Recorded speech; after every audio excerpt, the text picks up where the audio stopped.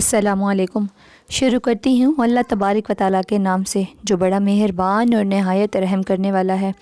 دوستو، ایک ایسی قوم جس پر اللہ تبارک و تعالیٰ نے اپنا دردناک عذاب نازل فرمایا اور اس قوم کے تمام لوگوں کو بندر بنا دیا گیا۔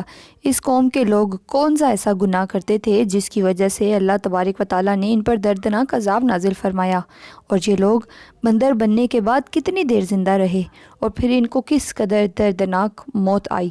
جب یہ لوگ بندر بن گئے تو یہ لوگ اپنے عزیز و قریب کو دیکھ کر ان سے کیا کہتے تھے؟ اور آج کے دور میں پائے جانے والے بندر کیا اسی قوم کی نسل میں سے ہیں؟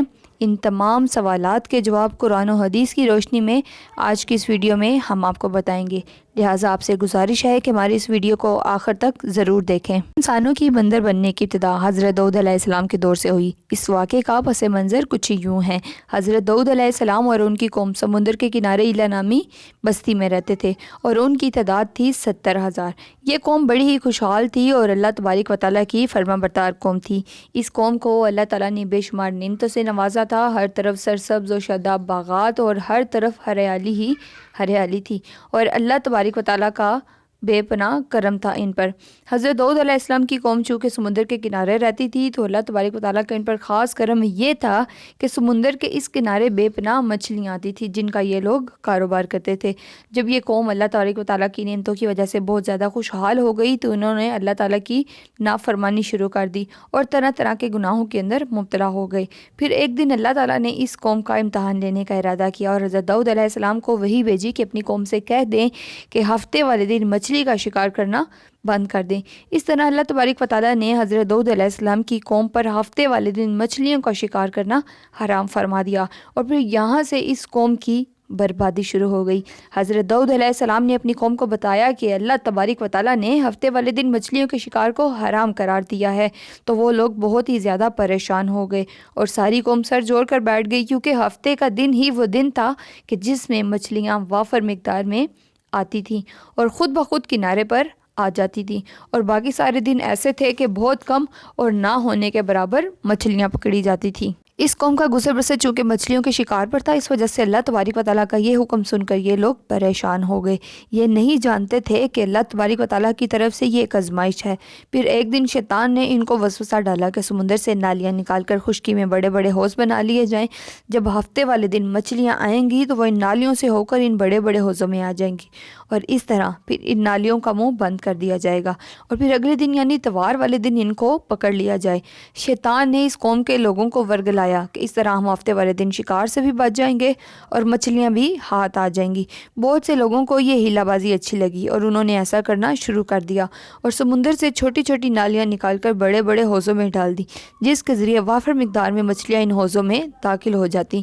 اس قوم کے بدبخت لوگوں کو شیطان کا یہ ہیلا بہت پسند آیا، لیکن اس قوم نے یہ نہ سوچا کہ جب مچھلیاں سمندر سے حوض میں آ کر قید ہو گئیں تو پھر شکار ہی ہو گیا۔ اس لیے یہ شکار بھی ہفتے والے دن ہی قرار پایا جو اللہ تعالیٰ نے حرام قرار دیا تھا۔ اس موقع پر ان لوگوں کے 3 گروہ ہو گئے۔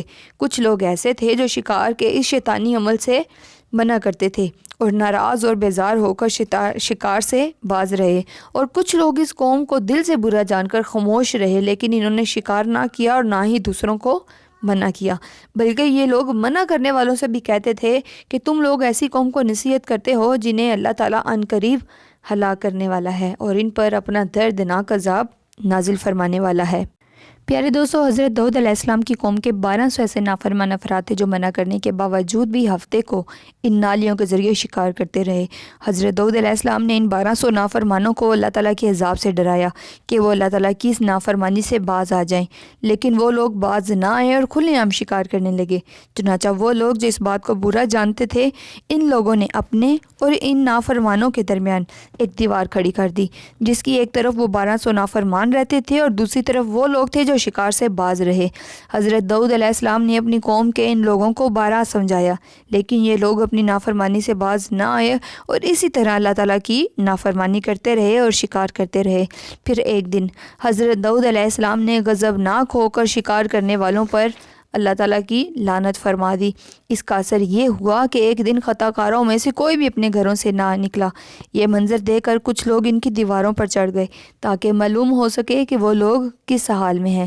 جب ان لوگوں نے ان نافرمانوں کو دیکھا تو وہ سب کے سب بندر کی صورت میں مسخ ہو چکے تھے۔ اللہ تعالیٰ نے ان کی نافرمانی کی وجہ سے ان پر اپنا دردناک عذاب نازل فرمایا اور ان کو انسانوں سے بندر بنا دیا۔ جب لوگ ان کے گھروں میں داخل ہوئے تو وہ بندر اپنے رشتہ داروں کو پہچانتے تھے اور ان کے پاس آ کر ان کے کپڑوں کو سونگھتے تھے اور زاروں کی طرح روتے تھے، لیکن وہ کچھ بول نہ سکے۔ اللہ تعالیٰ نے ان لوگوں کے بارے میں سورہ بقرہ میں ارشاد فرمایا ہے، اور بے شک ضرور تمہیں معلوم ہے کہ وہ جنہوں نے ہفتے میں سرکشی کی تو ہم نے ان سے فرمایا کہ ہو جاؤ بندر دھتکارے ہوئے۔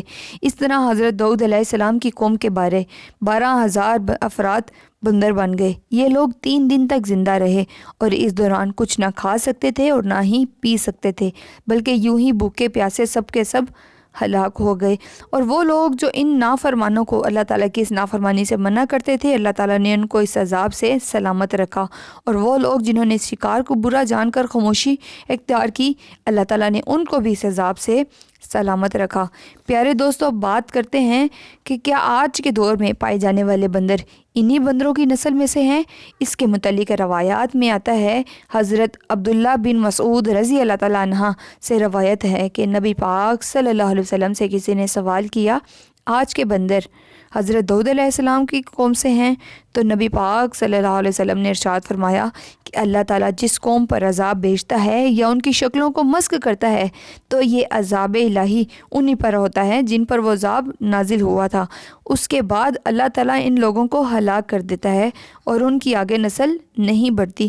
اس لیے یہ بات غلط ہے کہ کچھ لوگ یہ سوچتے ہیں کہ آج کے بندروں میں بھی حضرت داؤد علیہ السلام کی قوم کے بندر شامل ہیں۔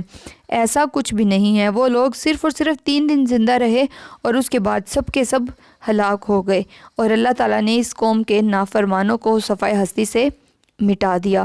تو دوستو، یہ تھی آج کی ویڈیو۔ میں امید کرتی ہوں آپ کو آج کی ویڈیو اچھی لگی ہوگی۔ ویڈیو اچھی لگے تو میرے چینل کو سبسکرائب، ویڈیو کو لائک اور شیئر کرنا مت بھولیں، اور کمنٹس میں اپنی خوبصورت رائے کا اظہار ضرور کیا کریں۔ جزاک اللہ خیرن کثیرہ۔